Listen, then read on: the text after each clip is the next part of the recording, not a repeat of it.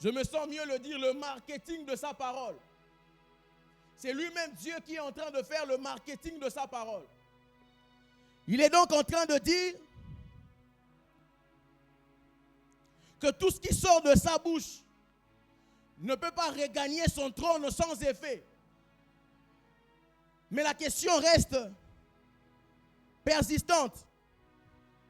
Pourquoi la réalité semble différer de la vérité de sa parole? Pourquoi? Je me sentais répondre rapidement à cette question en disant ceci.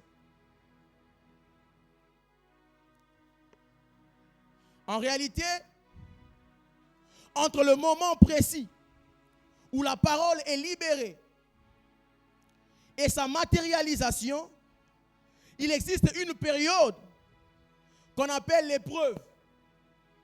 Je répète, entre le moment précis qui existe entre la libération de sa parole et sa manifestation ou sa matérialisation, il existe une période qu'on appelle l'épreuve. C'est quoi l'épreuve? C'est un essai par lequel on éprouve la résistance, la qualité de quelque chose. L'épreuve, c'est la difficulté qui éprouve le courage de quelqu'un, qui provoque chez lui de la souffrance. Vous comprenez avec moi que chaque promesse de Dieu porte en elle une puissance de transformation, mais aussi un temps d'épreuve. Une parole divine n'est pas seulement un message qui est inspirant. C'est une sémence vivante qui doit passer par les feux pour manifester sa pureté et sa vérité. Je me sens dire à quelqu'un que lorsque Dieu parle, il s'engage. Mais entre la promesse et l'accomplissement, il y a souvent ce processus où la foi est testée. Je répète, il y a souvent ce processus où la foi est testée. C'est ce que 1 Pierre chapitre 1 verset 7 nous dit. Il dit ceci. Afin que l'épreuve de votre foi, plus précieuse que l'or périssable, qui cependant est éprouvé par le feu, ait pour résultat la louange, la gloire et l'honneur, lorsque Jésus-Christ apparaîtra. C'est-à-dire qu'il a à un certain moment prévu que entre cette parole qui est libérée sur notre vie, sur notre santé, sur notre famille, sur nos études, et sa matérialisation, un processus qu'on appelle épreuve pour tester notre foi. On se pose une question, mais pourquoi il doit tester notre foi? Il y a plusieurs, parce que, pour ne pas dire raison, mais j'en citerai 3 pour aller vite dans la prédication. Mais pourquoi il doit tester notre foi? Alors que ce qu'il dit doit s'accomplir. La première raison, c'est pour tester la solidité de la parole reçue. Pour tester la solidité de la parole reçue. Quand Dieu nous donne une promesse, une parole, que ce soit une promesse, une révélation, une direction, cette parole agit comme une sémence spirituelle déposée dans nos cœurs. Mais cette sémence, en réalité, doit prendre racine, grandir et porter des fruits.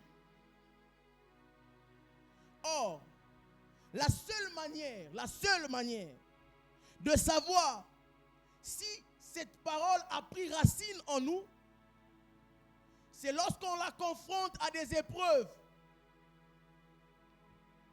L'épreuve, vous comprenez avec moi, permet donc de tester la solidité ou encore l'enracinement de cette parole qui a été libérée dans votre vie. C'est ce que nous renseigne cette parabole du semeur. Je voudrais qu'on prenne la version semeur de Luc chapitre 8 verset 13. Là il explique qu'un semeur sortit et déposa de la sémence. On nous donne plusieurs réalités de terre. Mais je me suis intéressé à de la terre couverte de pierres. Regardez l'explication de cette parabole dans Luc chapitre 8 verset 13. Il dit ceci. Sur de la pierre, ce sont ceux qui entendent la parole et l'acceptent avec joie. Une parole qui est libérée et entendue, est reçue et acceptée avec joie. Mais regardez ce qui se passe. Mais comme ils ne la laissent pas prendre racine en eux, comment cette parole doit prendre racine en nous? C'est lorsqu'elle est confrontée à l'épreuve. C'est pendant l'épreuve qu'on saura si réellement cette parole qui a été délivrée s'est enracinée. Il dit, leur foi est passagère. Lorsque survient l'épreuve, ils abandonnent tout. Église de Kenitra, sommes-nous de ceux qui abandonnent tout quand arrive l'épreuve? L'épreuve vient donc montrer aux yeux de l'humanité que ce que nous avions reçu comme parole de la part du Seigneur n'avait aucune racine en nous. C'est pas quand tout est stable, tout est bien, qu'on reconnaît les racines de la parole de Dieu. C'est pendant les situations compliquées qu'on reconnaît ta nature, ce que tu es en réalité. Il fallait éprouver cette sémence qui est tombée dans les pierres pour savoir qu'elle n'était pas enracinée. Un petit soleil suffisait. Des fois, c'est un petit moment de manque d'argent qui suffit pour que nous insultions le Seigneur. Parfois, c'est une seule invalidation qui suffit pour dire que le Seigneur ne donne pas la réussite. Un petit rayon de soleil suffisait pour sécher cette sémence qui était déposée dans les pierres. Une question je nous pose, est-ce que la parole de Dieu est enracinée en nous, au point que l'épreuve n'a plus aucune influence sur nous? Nous voyons l'influence de l'épreuve par notre réaction face à la difficulté. Vous voulez savoir si vous êtes un bon chrétien? Regardez comment vous réagissez lorsque surviennent les difficultés. C'est là qu'il teste la solidité de ce que nous recevons de lui dans sa présence. C'est là qu'il voit en réalité notre fidélité à sa parole. C'est là qu'il regarde et voit en réalité le serviteur ou la servante que tu es, le chantre ou l'intercesseur que tu es.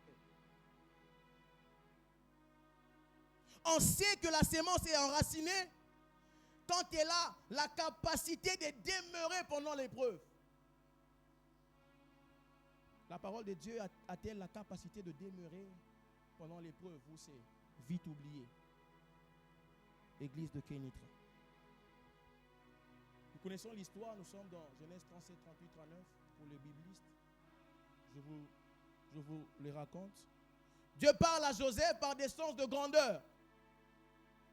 Mais avant que cette parole ne s'accomplisse, on suit avec les biblistes. Je dis sens de grandeur pour dire tout ce qu'il a vu. Étoile, lune et soleil se mettre à genoux. Tout ce qu'il a vu, on est bibliste. Par faute de temps, je voudrais aller directement. Dieu parle à Joseph par des sens de grandeur. Mais avant que cette parole ne s'accomplisse, il traverse un moment de trahison. Il traverse un moment d'esclavage. Un moment où il est emprisonné. Je voudrais vous rappeler une chose. Joseph a été trahi, mais pas par n'importe qui. Par ses propres frères. Joseph a été vendu comme esclave. Joseph a été emprisonné par Potiphar. Quelqu'un se rappelle de ce récit? Mais la Bible dit dans le livre de Psaume au chapitre 105, verset 19, jusqu'au temps où sa parole s'accomplit, la parole de l'Éternel l'éprouva. Cela veut donc dire que la parole elle-même devient le moyen par lequel Dieu façonne le caractère de Joseph.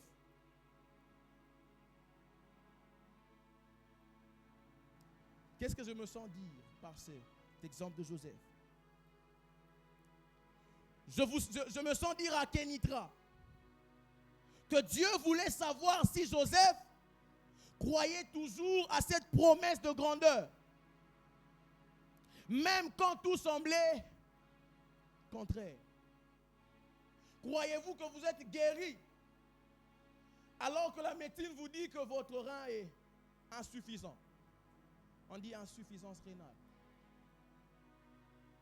Croyez-vous que vous pouvez sortir de nulle part et devenir quelqu'un quelque part? On le croit quand on voit que les choses s'organisent de cette manière. Mais est-ce qu'on peut croire comme Joseph, même dans la trahison? Mais est-ce qu'on peut croire comme Joseph, même lorsqu'on est vendu, lié, en train de partir? Mais est-ce qu'on peut croire même lorsqu'on est emprisonné? Est-ce qu'on peut croire à cet instant-là qu'on va devenir grand? Je ne sais pas, je ne peux pas imaginer ce qui s'est passé dans sa tête lorsqu'il était emprisonné. Mais j'ai vu les étoiles, le soleil et la lune se prosterner. C'est en prison ou bien? Y a-t-il quelque chose qui ne se passe pas bien actuellement?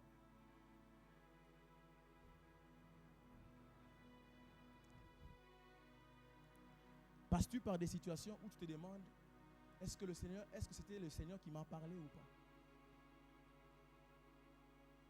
Tu es dans une situation de maladie qui part et qui revient. Tu te dis, est-ce que la guérison du Seigneur est vraiment une vérité? Tu es dans une sorte d'oppression, de manque, où tu te dis, est-ce que l'or et l'argent appartiennent au Seigneur? Le Seigneur veut te dire, arrête-toi un moment. Il veut te donner cette information, ce n'est pas une malédiction. Tu n'es pas en train de subir une malédiction générationnelle. Ce qui t'arrive, c'est que Dieu est en train de tester la solidité de sa parole en toi. Quelqu'un est en train de me suivre? Quand c'est silencieux, on a peur, on dit, est-ce que c'est qu'on dit? Pourquoi l'épreuve? Pour tester la solidité de la parole reçue. Deuxième raison, j'en ai que 3, on va finir. Pourquoi l'épreuve? Mais pour révéler ce qu'il y a dans notre cœur. Pour révéler ce qu'il y a dans notre cœur.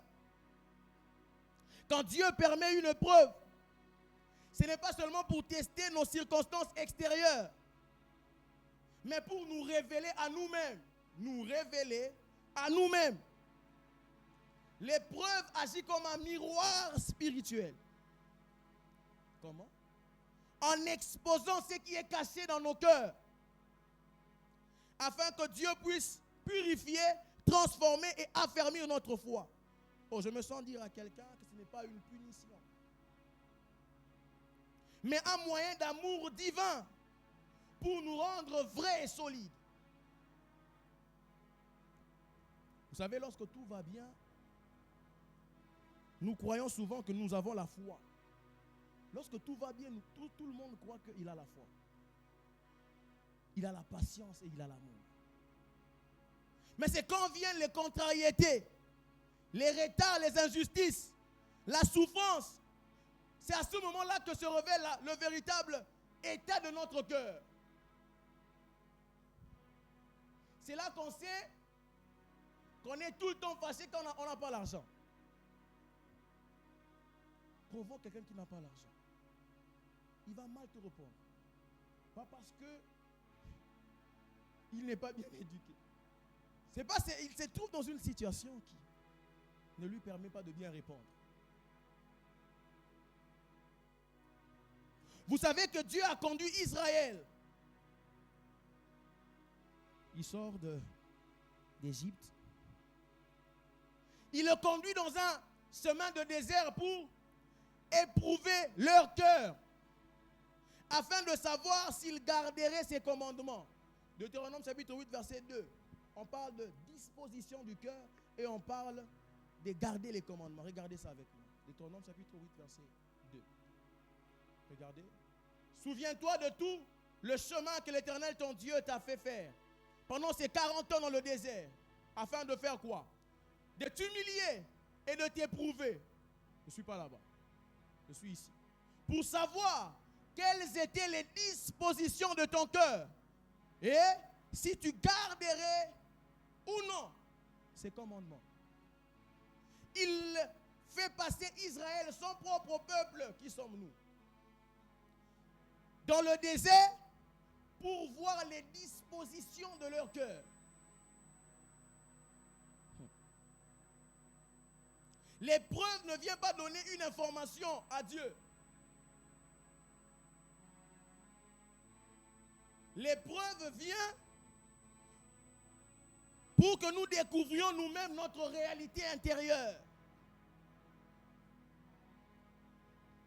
Vous comprendrez avec moi que l'épreuve vient mettre à nu ce qui doit être guéri. C'est que nous cachons au fond de notre cœur. Il y a la peur cachée dans notre cœur. Il y a l'orgueil caché quelque part. Il y a des doutes. Nous sommes rancuniers. Ces choses remontent souvent à la surface dans les moments difficiles. C'est dans les moments difficiles qu'on repense à tous les sorciers de notre famille. Ça doit être l'oncle qui bâtit. Il a commencé ces choses. Pendant la stabilité, on ne pouvait même pas penser qu'il y avait des sorciers dans la famille, qu'il y avait un occultiste dans la famille. Mais c'est quand on est plongé dans des difficultés qu'on devient rancunier. L'épreuve vient mettre à nu la disposition de notre cœur. La rancune y était déjà. C'est la stabilité qui faisait que tu ne découvres pas ce qui était à l'intérieur. Il met à nu pendant l'épreuve pour qu'il te guérisse. L'épreuve est envoyée pour que ce qui est intérieur soit mis à nu afin qu'il vienne te guérir. Y a-t-il des gens qui sont rancuniers dans leur cœur? Qui ont des blessures intérieures? Qui ressurgissent pendant l'épreuve? Aujourd'hui, le Seigneur veut te guérir. Oh, j'ai dit que le Seigneur veut te guérir aujourd'hui. L'épreuve devient donc un instrument de guérison du cœur. C'est là que Dieu travaille le plus profondément dans les zones que nous ne voyons pas. Quand tout semble stable, il y a des zones que nous ne pouvons pas voir quand tout semble stable. Et c'est l'épreuve qui extériorise. Et quand c'est extériorisé, ça peut être guéri. Mais qu'est-ce qu'il cherche en réalité en éprouvant notre cœur? Il cherche un cœur sincère et malléable entre ses mains. Pourquoi? Puisqu'en réalité, le Seigneur ne regarde pas l'apparence. Il regarde le cœur. Oh, il a besoin que Kénitra, par son cœur, entre vers Dieu. 1 Samuel chapitre 16, verset 7. La Bible dit ceci. 1 Samuel 16, verset 7. Sinon, ce n'est pas beaucoup. C'est beaucoup. Et l'Éternel dit à Samuel, ne prends point garde à son apparence et à la hauteur de sa taille, car je l'ai rejeté, je ne suis pas là-bas. L'Éternel ne considère pas ce que l'homme considère, je ne suis pas là-bas. Regardez le dernier paragraphe. Il dit, l'homme regarde à ce qui frappe les yeux, mais l'Éternel regarde quoi? C'est pourquoi il dit, garde ton cœur plus que toute chose.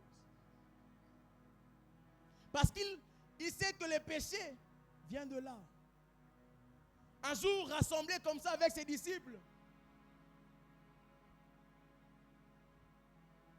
une question vient et il répond, il dit, ce n'est pas ce qui entre qui suit, c'est ce qui sort. Parce que ce qui sort provient de l'intérieur. Il y en a qui sont parmi nous, bien habillés, mais l'intérieur. La parole de Dieu vient travailler ton être intérieur aujourd'hui au nom suprême de Jésus. Est-ce que je peux finir? L'épreuve pourquoi? L'épreuve pourquoi? Pour préparer la manifestation. Pour préparer la manifestation. Vous savez, quand Dieu donne une parole, une promesse ou une vision, elle ne s'accomplit pas toujours immédiatement. Je l'ai dit, entre la parole reçue et la manifestation visible, entre la parole reçue et la manifestation visible, il y a souvent une saison de préparation. J'ai dit, il y a souvent entre la parole reçue et la manifestation visible, une saison qu'on appelle préparation. Cette période n'est pas une perte de temps. C'est le temps où Dieu te prépare à porter ce qu'il t'a promis. C'est le temps où Dieu te prépare à porter ce qu'il t'a promis. Et pendant cette saison, il y a attente, il y a contradiction et douleur. Ces choses ne doivent pas être des obstacles, mais des outils divins pour affermir notre foi.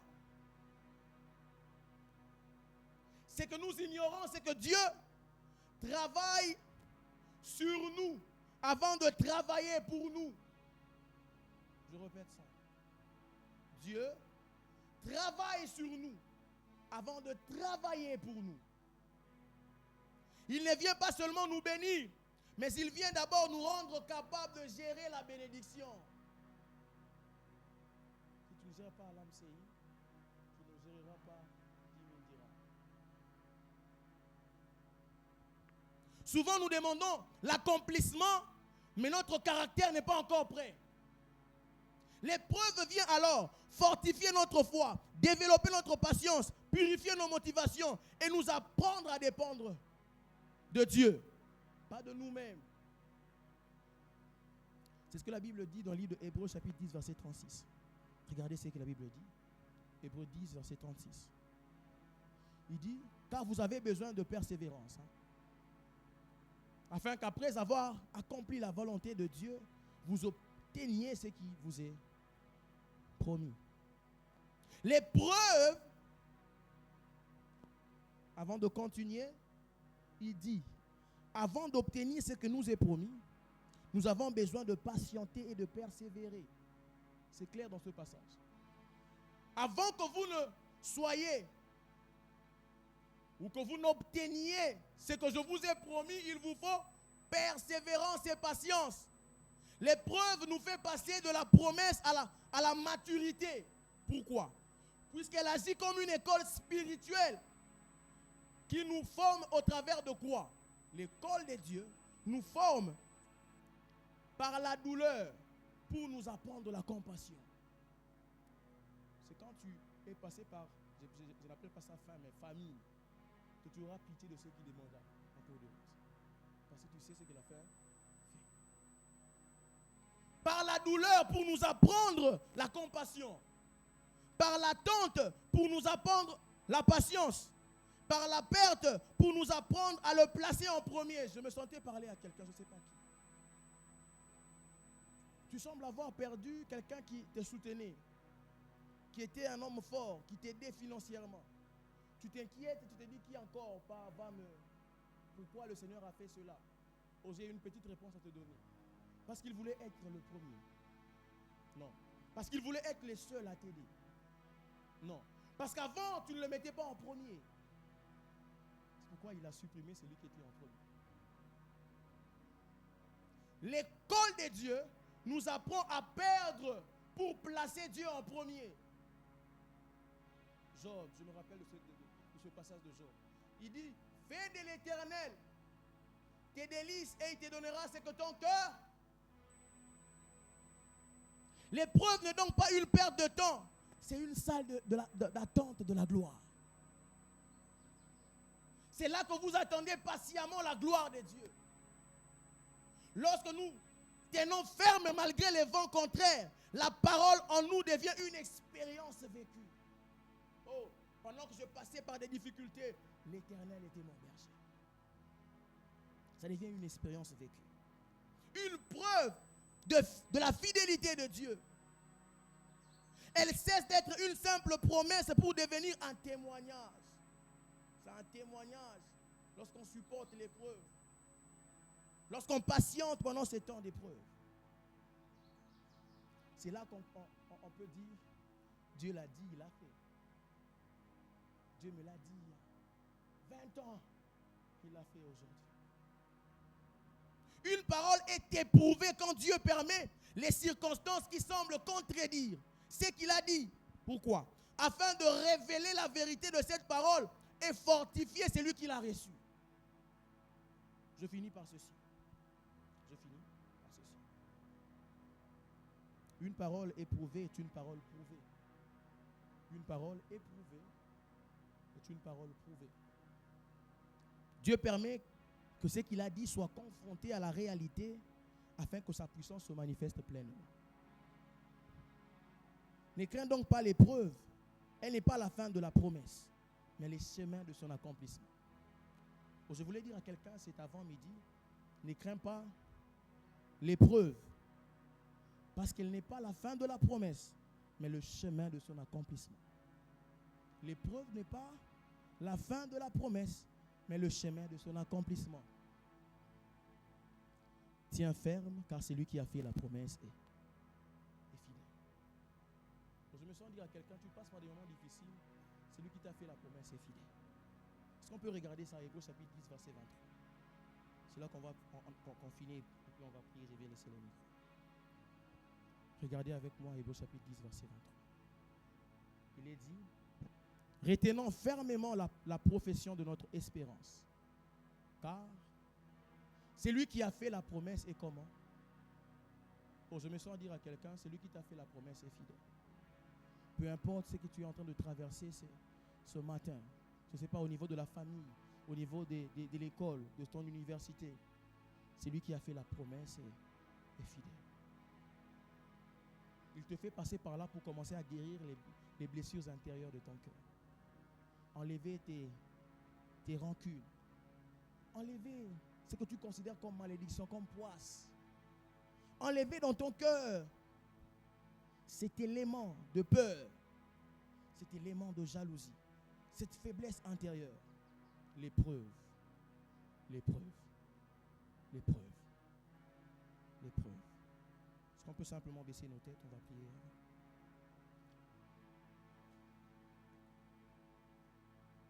Quelqu'un s'est-il reconnu pendant ce temps où il était en train de passer par les épreuves? Je me sens te dire, dit Seigneur, je voudrais que tu guérisses mon cœur d'abord.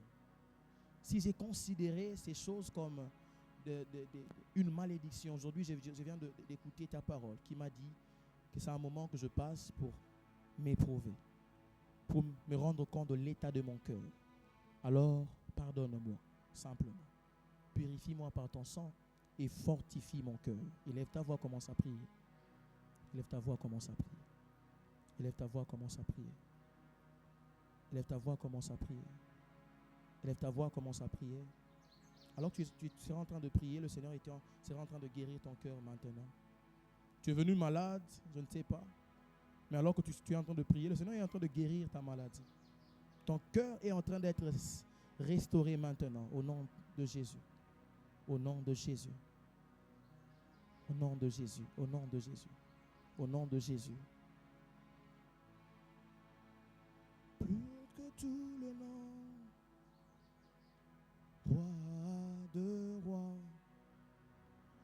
aucun nom n'est comme le tien. Le nom de Jésus, plus haut que tout le nom, roi de rois, roi de rois,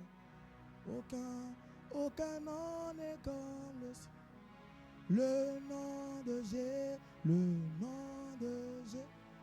Plus haut que tous les noms. Alpha, Oméga, Alpha, aucun nom n'est comme. Encore. Le nom de Jésus, le nom de Jésus. Plus haut que tous les noms. Alpha, Oméga, Alpha, aucun nom n'est comme. Encore le nom de Jésus, le nom de plus haut que tout. Alpha, Oméga, Alpha.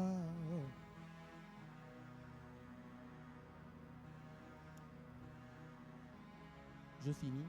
Je dois te dire deux paroles. Sinon, il est en train de me dire ceci. Tu es venu avec une forte envie d'abandonner. Tu es ici, tu voulais abandonner. Quand j'ai dit abandonner, c'était abandonner la foi. Parce que les situations étaient difficiles. Je parle de ton travail. Les situations étaient difficiles dans ton travail. C'est comme s'il y avait des menaces qui étaient là dans ton travail. Tu voulais abandonner, laisser. Le Seigneur te dit, n'abandonne pas. Oh, je me sens dire à quelqu'un, n'abandonne pas. N'abandonne pas.